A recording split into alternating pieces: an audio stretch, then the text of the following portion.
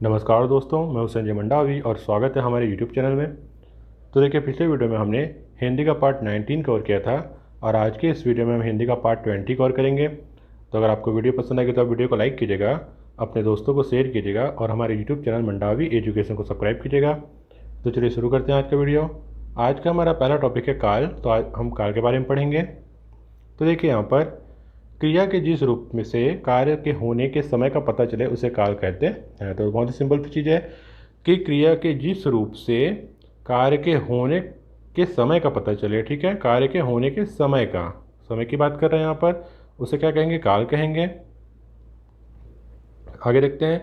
क्रिया का वह रूप परिवर्तन जिसके द्वारा कार्य व्यापार के समय तथा कार्य की पूर्णता या अपूर्णता का बोध हो उसे काल कहते हैं। तो देखिए, क्रिया का वह रूप परिवर्तन जिसके द्वारा कार्य व्यापार के समय तथा कार्य की पूर्णता या अपूर्णता का बोध हो उसे काल कहते हैं। अब यहाँ पर देखिए, दूसरे शब्दों में क्या कह रहे हैं कि कार्य व्यापार के समय या कार्य की पूर्णता या अपूर्णता का बोध हो रहा है, ठीक है। कार्य पूर्ण हुआ है या अपूर्ण है, इसका जो बोध हो रहा है उसे क्या कहेंगे? काल कहेंगे। तो पहले हमने पढ़ा कि समय का पता चले उसे काल कहेंगे और दूसरा कार्य की पूर्णता या अपूर्णता का बोध उसे काल कहेंगे। अब यहाँ पर देखिए, काल के 3 भेद हैं। तो कौन कौन से? पहला है वर्तमान काल, दूसरा है भूतकाल और तीसरा है भविष्यकाल, ठीक। अब यहाँ पर देखिए, पहला है वर्तमान काल। क्रिया के जिस रूप से वर्तमान समय में मौजूद कोई स्थिति या किसी घटना के होने का संकेत मिलता है उसे वर्तमान काल कहते हैं। तो देखिए, क्रिया के जिस रूप से वर्तमान समय में मौजूद कोई स्थिति या किसी घटना के होने का संकेत मिलता है। कोई घटना हो रही है, ठीक है, वर्तमान समय में कोई घटना हो रही है या कोई स्थिति मौजूद है, उसे क्या कहेंगे? वर्तमान काल कहेंगे, ठीक। बहुत ही सिंपल सी चीज़ है।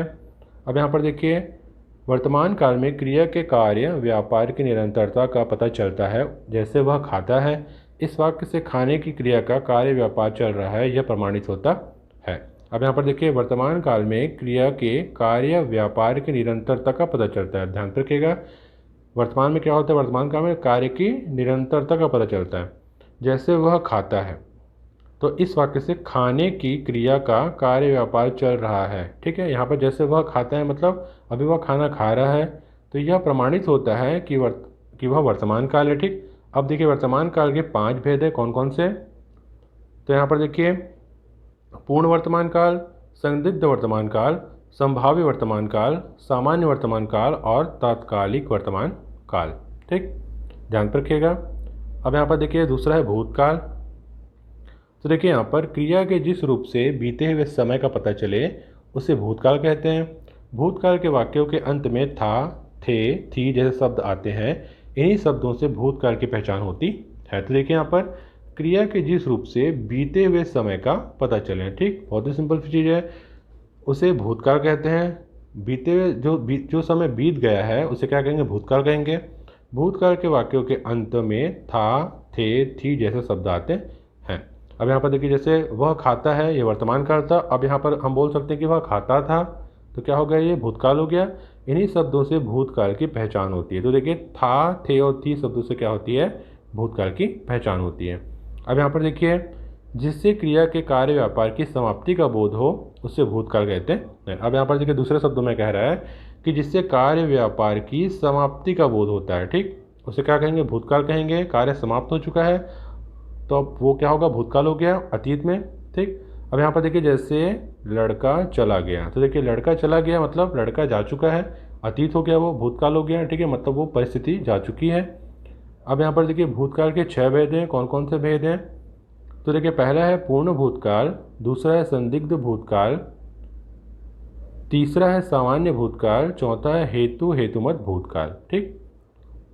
उसके बाद देखिए, पांचवा है आसन्न भूतकाल और छठवा है अपूर्ण भूतकाल। अब यहाँ पर देखिए, बहुत ही इंपॉर्टेंट बात कि अगर आपको वीडियो पसंद आएगी तो आप वीडियो को लाइक कीजिएगा, अपने दोस्तों को शेयर कीजिएगा और हमारे यूट्यूब चैनल मंडावी एजुकेशन को सब्सक्राइब कीजिएगा। साथ ही हमारे टेलीग्राम चैनल को ज्वाइन कीजिएगा, हमारे फेसबुक पेज को भी लाइक कीजिएगा। लिंक जो है वो आपको डिस्क्रिप्शन में मिल जाएगा। और अगर किसी भी प्रकार का डाउट हो तो आपको वीडियो से रिलेटेड, तो आप मुझे कमेंट बॉक्स में कमेंट कर सकते हैं। और एक इम्पॉर्टेंट बात कि आप वीडियो को कम से कम 2 बार देखिए, जिससे आपको चीज़ें अच्छी तरीके से समझ में आएगी और आप चीज़ों को ध्यान पर रख पाएंगे। तो चलिए आगे बढ़ते हैं। आगे यहाँ पर देखिए, तीसरा है भविष्य काल। तो देखिए भविष्य काल एक क्रिया रूप है जो आमतौर पर क्रिया द्वारा वर्णित घटना को अभी तक नहीं हुआ है लेकिन भविष्य में होने की उम्मीद है। तो देखिए भविष्य काल एक क्रिया रूप है, ठीक, जो आमतौर पर क्रिया द्वारा वर्णित घटना को अभी तक नहीं हुआ है। मतलब देखिए जो कार्य होने वाला है, ठीक, अभी तक हुआ नहीं है, तो जो कार्य होने वाला है उसे क्या कहेंगे, भविष्य काल कहेंगे। मतलब होने वाले समय में जो होगा उसे भविष्य काल कहेंगे। जैसे कि राम कह रहे हैं कि वह कल आम खाएगा, तो देखिए राम क्या कर रहे हैं, कल आम खाएगा, समय बता रहे हैं कि मैं कल आम खाऊंगा, तो ये क्या हो गया, भविष्य काल हो गया, मतलब वो भविष्य में आम खाएगा। अब यहाँ पर देखिए लेकिन भविष्य में होने की उम्मीद है, तो यहाँ पर देखिए उम्मीद है भविष्य में होने की। अब यहाँ पर देखिए भविष्य काल द्वारा भविष्य में होने वाली क्रिया का पता चलता है। अब यहाँ पर दूसरे शब्दों में देखिए कि भविष्य काल द्वारा क्या हो रहा है, भविष्य में होने वाली क्रिया का पता चलता है। अब यहाँ पर उदाहरण देखिए, जैसे वह कल जाएगा, ठीक, वह कल जाएगा मतलब अभी तक गया नहीं है, कल जाने वाला है, तो ये क्या होगा, भविष्य काल होगा। बहुत ही सिंपल सी चीज़ है। अब यहाँ पर देखिए भविष्य काल के 3 भेद हैं, कौन कौन से, तो पहला है सामान्य भविष्यत, दूसरा है भविष्यत काल और तीसरा है हेतु हेतुमत भविष्यत काल, ठीक।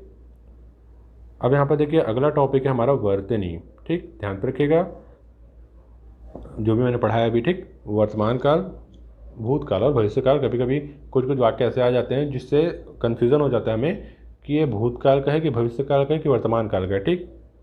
तो आप इसे ज़्यादा इजी मत लीजिएगा।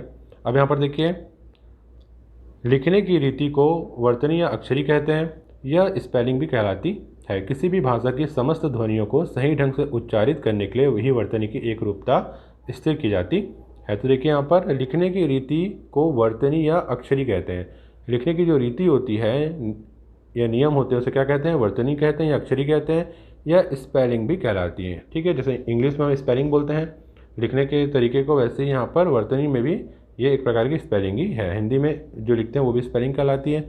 अब यहाँ पर देखिए किसी भी भाषा की समस्त ध्वनियों को सही ढंग से उच्चारित करने के लिए ही वर्तनी की एक रूपता स्थिर की जाती है। अब देखिए किसी भी भाषा में जो हम ध्वनि का सही ढंग से उच्चारण करते हैं, जिसे इंग्लिश में क्या कहते हैं, प्रोनाउंसिएशन कहते हैं, वहीं हिंदी में इसे क्या कहते हैं, वर्तनी कहते हैं। तो यहाँ पर देखिए समस्त ध्वनियों को सही ढंग से उच्चारित करने के लिए क्या किया जाता है, वर्तनी का यूज़ किया जाता है। अब यहाँ पर देखिए अगला है वर्तनी को उच्चारण भी कहा जाता है। किसी भाषा का कोई सार्थक शब्द किसी शब्दकोश में जिस रूप में लिखा जाता है उसे वर्तनी कहते हैं। वर्तनी को अंग्रेजी भाषा में स्पेलिंग, हिंदी में इसे लिखते समय वर्तनी की गलतियाँ प्रायः गलत उच्चारण करने अथवा नियमों की जानकारी न होने के कारण यहाँ कुछ शुद्ध एवं अशुद्ध शब्दों की सूची दी जा रही है। तो देखिए यहाँ पर वर्तनी को उच्चारण भी कहा जाता है। तो मैंने पहले ही बताया कि इंग्लिश में हम क्या कहते हैं, प्रोनाउंसिएशन कहते हैं, और हिंदी में वर्तनी को उच्चारण भी कहा जाता है।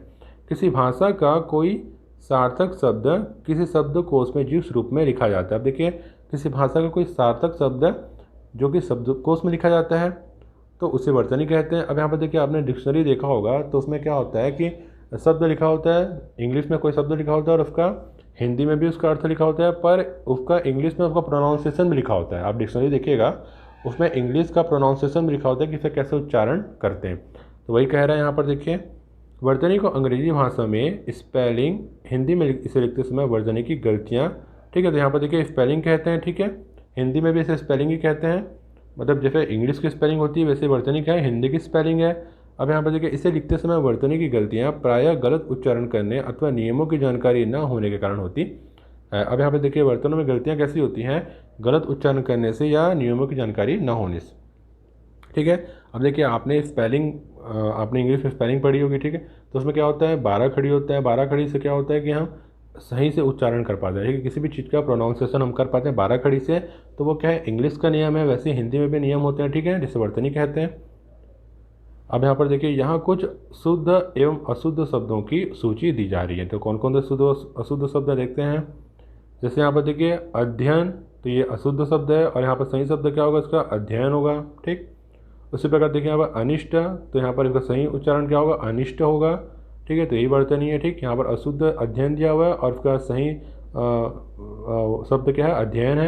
यहाँ पर अनिष्ट अशुद्ध है और अनिष्ट जो है ठ की जगह ट लगेगा, शुद्ध है। उसी प्रकार देखिए अनुग्रहित है, तो ये अशुद्ध है, यहाँ पर है अनुग्रहित, ठीक। उसी प्रकार देखिए यहाँ पर अनभिज्ञ दिया हुआ है, ठीक, तो ये अनभिज्ञ गलत है और यहाँ पर अनभिज्ञ ये है जो सही है। उसी प्रकार देखिए अक्षुण्ण दिया हुआ है, ये गलत है और अक्षुण्ण दिया हुआ ये सही है। तो देखिए इस तरीके से हमारा हिंदी का पार्ट 20 यहाँ पर कंप्लीट होता है। तो अगली वीडियो में हम अगला पार्ट कवर करेंगे। तो मिलते हैं फिर अगली वीडियो में, तब तक के लिए धन्यवाद, नमस्कार।